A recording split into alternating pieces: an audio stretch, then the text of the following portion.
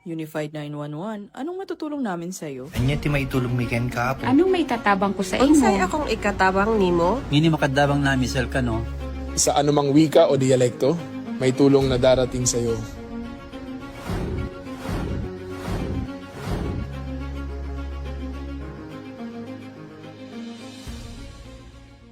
Lilingkod sa bawat Pilipino at magbibigay ng tamang impormasyon para sa tahimik at maayos na Pilipinas. Police News Network, alagad ng batas, tagapagtaguyod ng balitang pulis, sandigan ng mamamayan, patnubay ng katotohanan.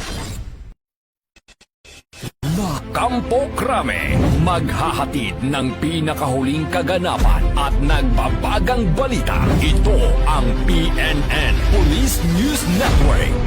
At ngayon, ang inyong mga tagapagbalita. Magandang araw, Bagong Pilipinas. Ako ang inyong alagad ng batas, tagataguyod ng Balitang Pulis, Patrolman Regan Robles mula sa PNP Aviation Security Group, maghahatid sa inyo ng tamang balita, kwento ng pulis at serbisyo para sa mamamayan. At ito ang PNP News Online. Ang pangunahing balita ng Police News Network, alagad ng batas, tagataguyod ng Balitang Pulis.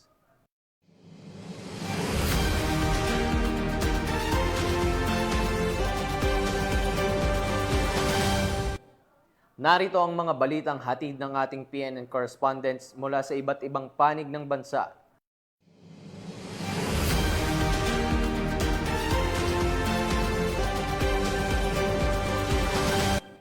Walang takas sa batas ang isang 18 taong gulang na lalaki matapos arestuhin sa kasong rape sa General Santos Airport.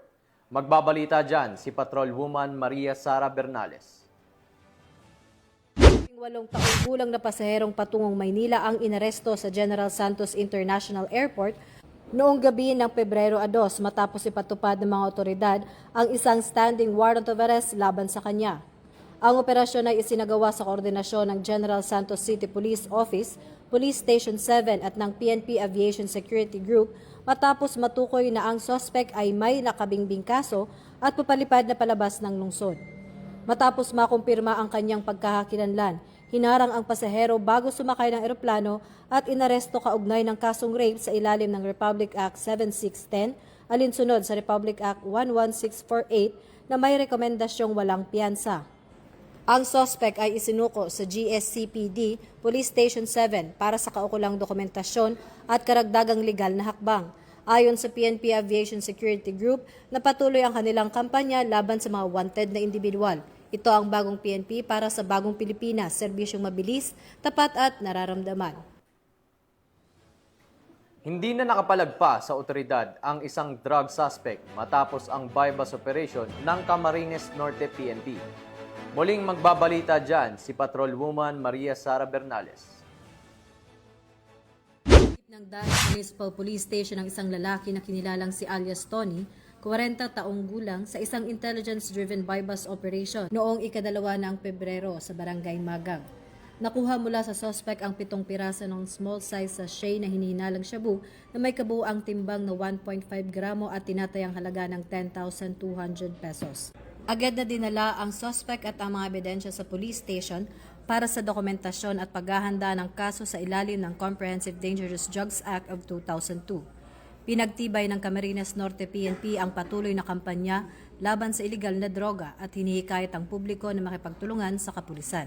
Ito ang bagong PNP para sa bagong Pilipinas, serbisyong mabilis, tapat at nararamdaman. Maraming salamat, Patrolwoman Bernales. Sa patuloy na kampanya kontra kriminalidad, arestado ang isang miyembro ng kasong attempted murder na inisyo ng RTC Branch 64, 5th Judicial Region, Labo, Camarines Norte noong September 22, 2023. Ang suspect ay nasa kustodiya na sa ngayon ng Labo Municipal Police Station para sa dokumentasyon at tamang disposisyon. At mula dito sa Headquarters South, Port Santo Domingo, Santa Rosa City, Laguna, ang tahanan ng inyong tagaligtas. Ako ang inyong PNN correspondent, Patrolwoman Cherilyn Kalumpita, alagad ng batas, tagataguyod ng Balitang Pulis. Maraming salamat, Patrolwoman Kalumpita. Sa bisa ng warrant of arrest sa kasong murder, arestado ng Masbate PNP ang isang lalaki na itinuturing na rank 3 most wanted ng Police Regional Office 5. Yan ang balitang hatid ni Staff Sergeant Mercolito Lovendino Jr. Nagtala ng malaking tagumpay sa kampanya laban sa kriminalidad ang Masbate Police Provincial Office matapos ang matagumpay na pagka-aresto sa rank 3 Regional Most Wanted Person dakong alas 9:30 ng umaga kahapon February 3, 2026 sa PUB Corpus, Masbate. Ang narestong akusado ay kinilala sa alias na Joshua, hustong gulang, laki, may asawa, magsasaka at residente ng bayan ng Esperanza, Masbate na nakalista sa e-warrant system ng PNP. Isinagawa ang operasyon ng pinagsanib na puwersa ng PUB Corpus Municipal Police Station bilang lead unit katuwang ang PIU Masbate, Masbate 1st and 2nd Provincial Mobile Force Companies, Intelligence Group, ISOD, Esperanza MPS at RIU-5 PIT Masbate. Isinagawa ang pag-aresto sa bisa ng warrant of arrest and issued ni Honorable Judge Teofilo Barriaga Tambago, acting presiding judge ng RTC 5th Judicial Region Branch 49 na may petsang January 9, 2025 para sa kasong murder na walang inarekomendang piyansa.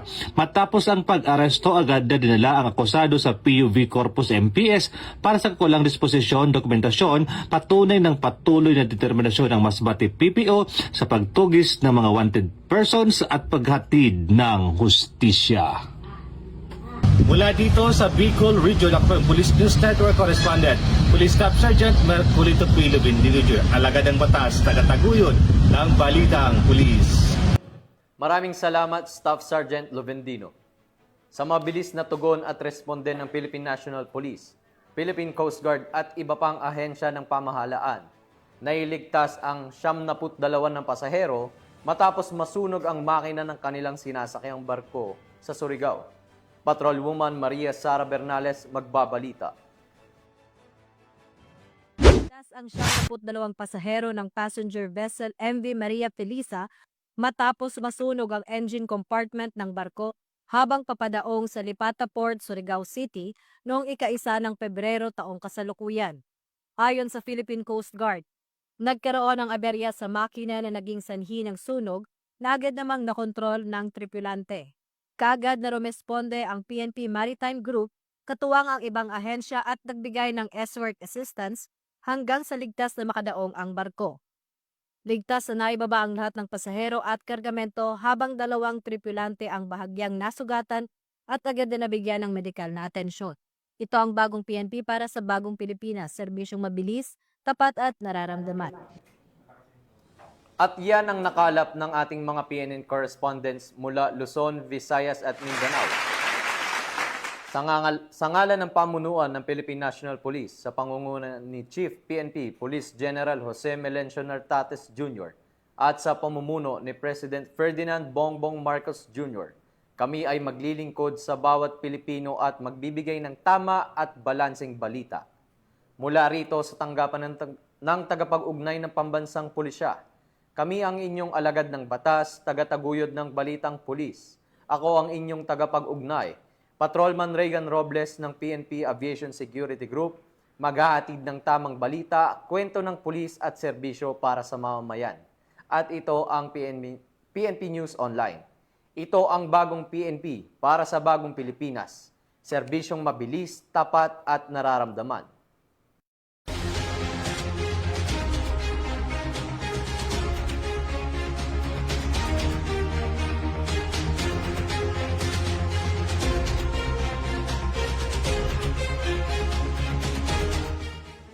Police News Network, alagad ng batas, tagapagtaguyod ng balitang pulis.